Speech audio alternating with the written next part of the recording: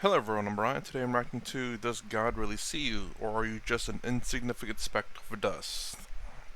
Well, I will say that I don't believe God sees you, but I don't think you're insignificant either. You may be a speck of dust, but I don't think you're insignificant. So, let's look at this in a couple of different frames. So, in terms of Advaita Vedanta, since we are all one consciousness, we are seeing, well, we are seeing we are seeing ourselves or each other. I'll say that. And as Brahman, we are seeing. It's okay. So in terms of Advaita Vedanta, to say that consciousness itself is seen would put consciousness as an objective and not as the subject. I remember that being said in the comments section in some of the videos. You cannot be the object if you're the subject. So, therefore, does God really see you? Now, assuming Brahman as God. Or do you mean like deities, as in not Brahman, but the duality? Then yes. um, but to say insignificant is a bit harsh. But at the same time, it does to me it doesn't matter. Am I in this relative universe? Am I insignificant? Absolutely. Do I care? Nope. Because if I'm significant, I would have a large responsibility. But because I'm insignificant, my responsibility is only to myself and to whoever I choose to have as my responsibility too. So the good thing about being insignificant is the fact that you have a choice. When you are, say, the god of the universe and it starts going to crap, then you're doing a bad job because you're significant and it's your responsibility. It's all a matter of perspective. Insignificant or not, it's irrelevant to me. Don't matter if I'm insignificant or significant. Hopefully not significant, but I'd rather be insignificant because then at that point, you are, I don't know how to say, you can do what you want without everyone noticing you, I suppose. I guess you could kind of look at like celebrities where they're considered to be significant and everyone notices them, takes note of what they do and everything. Everyone keeps an eye on them. Then you also have people who hate them, and you have people who love them. So it's being significant is can be a bad thing. Being insignificant can be a good thing. I'm not saying it's always good or always bad. I'm just saying they can be both those things. Let's go ahead and get started.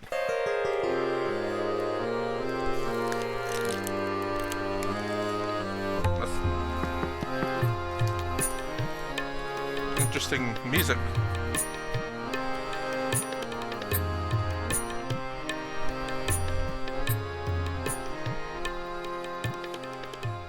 Many people today reject the notion that God is a benevolent creator who looks down from his heavenly abode to bless us.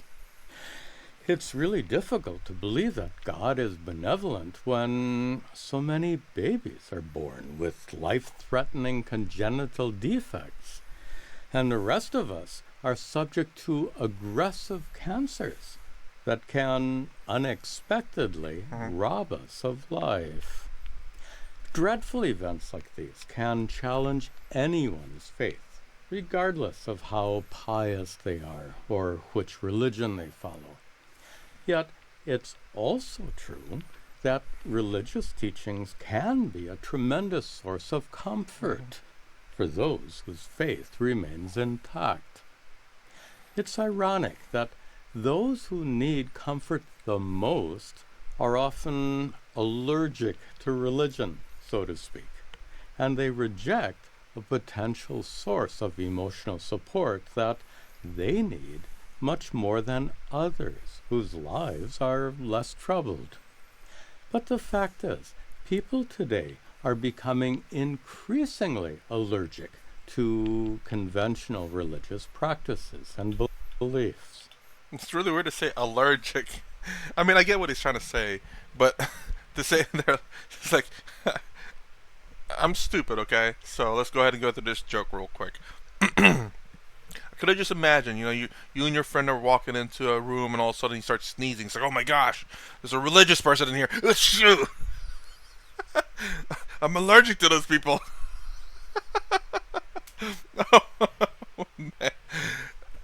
Allergic just meaning that they, I guess, don't associate with it really. I just like the terminologies we use sometimes. Largely because they're not inclined to embrace traditions based on blind faith or dogmatic beliefs. Suppose a particular religion happened to be based on reason and personal experience instead of blind faith and dogmatic beliefs. Such a religion might be more relevant today and more widely accepted. Its sensible, real-world teachings could be a source of comfort and emotional support for skeptics and unbelievers who reject conventional religions. It's really weird though to say. I mean, well, let me look at what he said there. Personal experience instead of suppose particular religion happened to be based on reason and experience. The problem is the word religion is tainted as well, um, because religion is going to be associated with any worship of a god. Now, and it could be associated with cults, and it could be now religion isn't necessarily a cult, but they're roughly the same, except a cult tends to be smaller, very few members, and they tend to be more of the evil side, I believe. Well, not all the time. I believe there are cults out there who wishes no harm, but they're just really small, and they don't follow the mainstream religion, I suppose.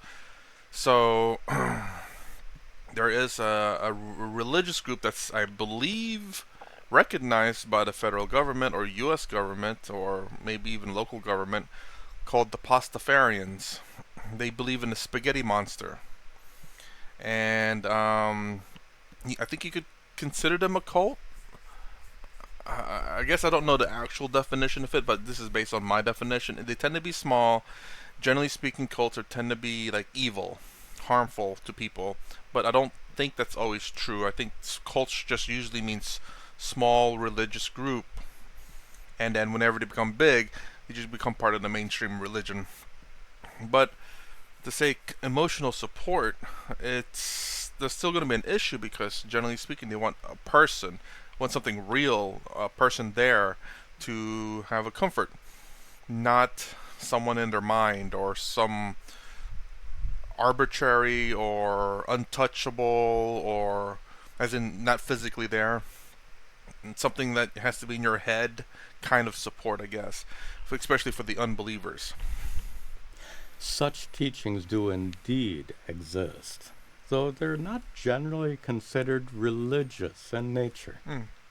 In particular, the sages of ancient India, the rishis, developed a body of spiritual wisdom in which God, or Ishvara, is a truth to be discovered, a reality to be known, and not simply a matter of belief. These teachings are known as Vedanta.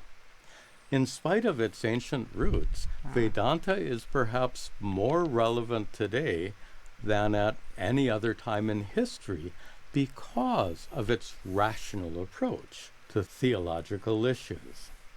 An approach that is based on understanding and personal realization.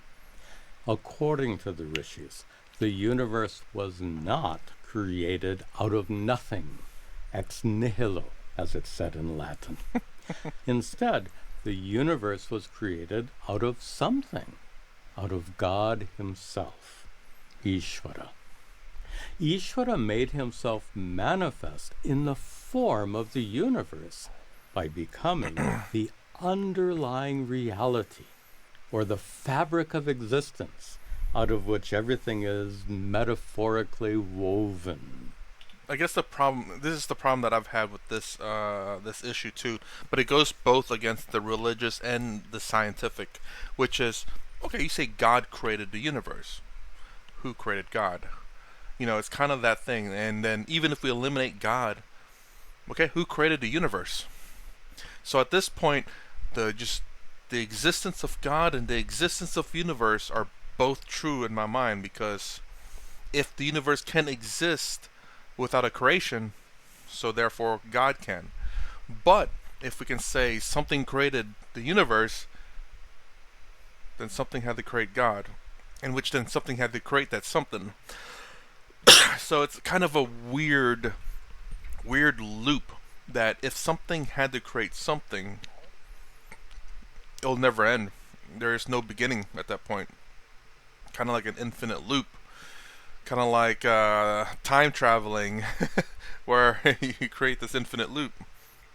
So then to say that nothing, there doesn't always have to be a creation, which is something completely so weird to me.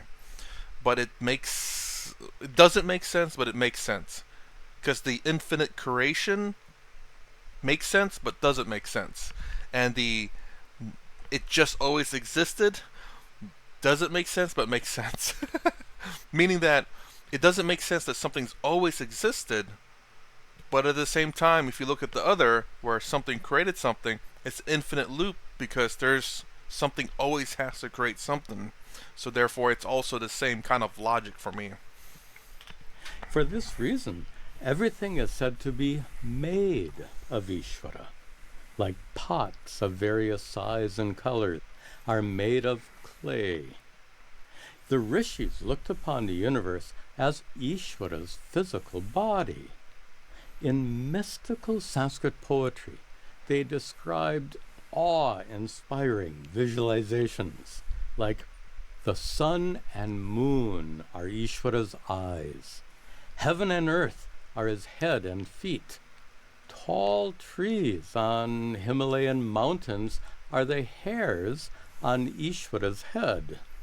And long, winding rivers, sparkling in the sunlight, adorn Ishvara's vast body. The rishis also considered the laws of nature, like gravity and momentum, to be a manifestation of Ishvara's intelligence, his all-powerful mind. They regarded the motion of the sun, moon, and planets as being driven or impelled by Ishvara's intelligence, the intelligence that regulates the universe, giving it structure and order. So, based on the teachings of the rishis, we can say that your individual body is a small part of Ishvara's cosmic body, and your individual mind is a small part of Ishvara's all-powerful mind. In philosophical terms, Ishvara is the macrocosm, and you are the microcosm. You are a part of Ishvara, like living cells are a part of your body. Your own body is made of trillions of microscopic cells, and each cell is made of even smaller parts. In the same way, Ishvara's body is made of countless stars, planets, and other objects in the universe, including your own body. This relationship between part and whole is true for your mind as well. Your mind exists at the microcosmic level, whereas Ishvara's mind exists at the macrocosmic level. Your mind is limited and it's associated with your individual body. But Ishvara's mind is limitless, infinite. It pervades the entire universe, and it's manifest as the laws of nature that intelligently regulate everything. The laws of nature that regulate the activities of your mind come from Ishvara's mind, the mind of God, the cosmic mind that includes your individual mind. So neither your body nor your mind are separate from Ishvara. There's one more dimension to your relationship with Ishvara. Everything that happens inside your body and mind is known to you, observed by you.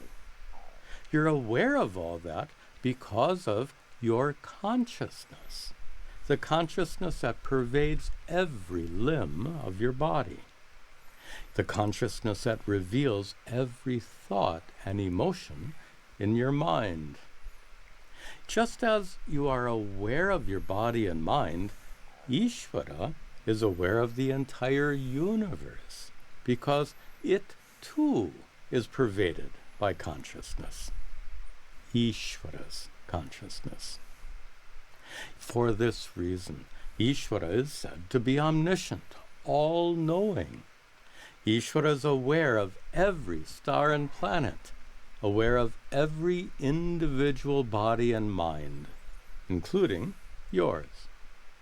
According to the ancient rishis, the consciousness that pervades your body and mind and the consciousness that pervades the universe are actually one and the same. One consciousness pervading the world that becomes manifest in all sentient beings.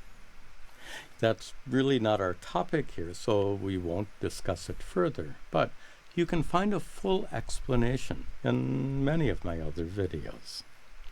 Okay, our entire discussion here is meant to help you develop a relationship with Ishvara, a relationship that's based not on blind faith or dogmatic beliefs, but on the profound and highly rational teachings of the ancient rishis.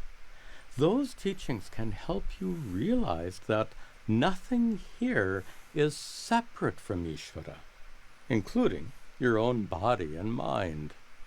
Nothing here can be hidden or concealed from Ishvara because Ishvara's awareness extends to the very edge of the universe and even beyond.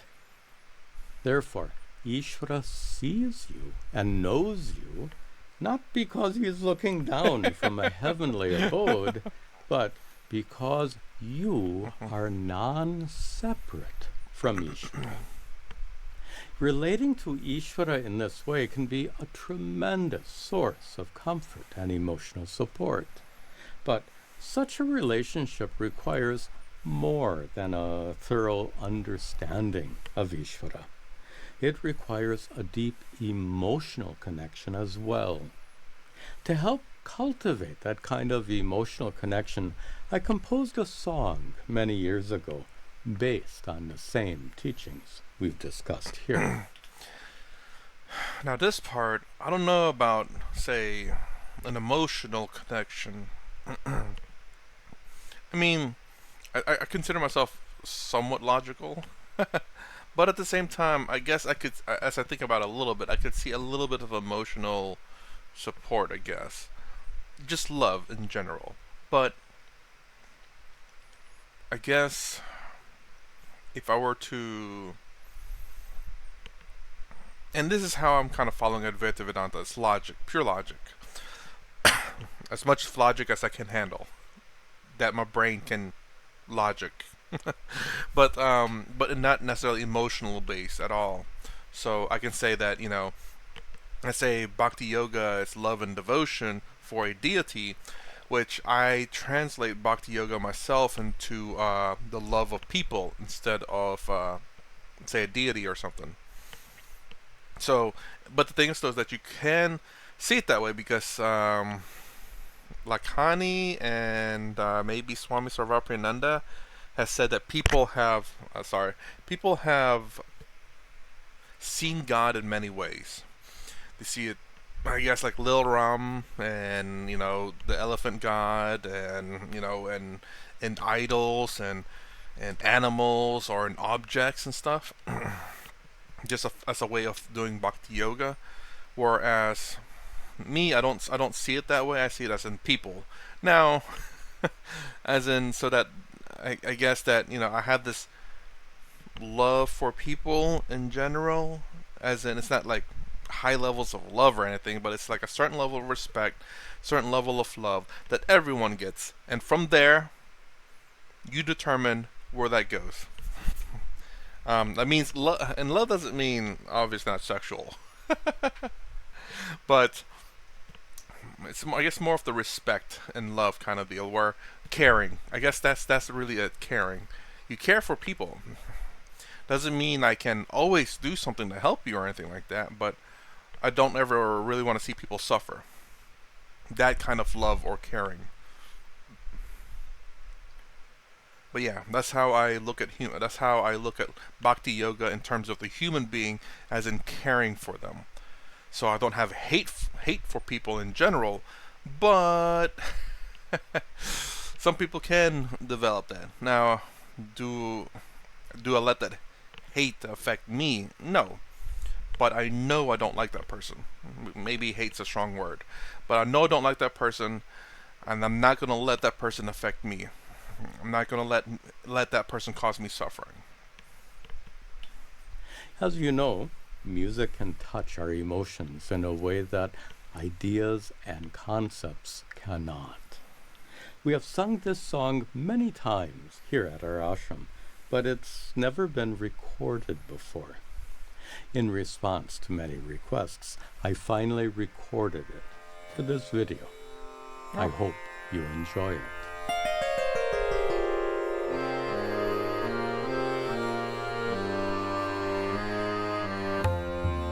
God knows the whole world from the seas to the land. He knows every mountain and each grain of sand. God knows every person, each moment of life, and surely He knows all my heartaches and strife.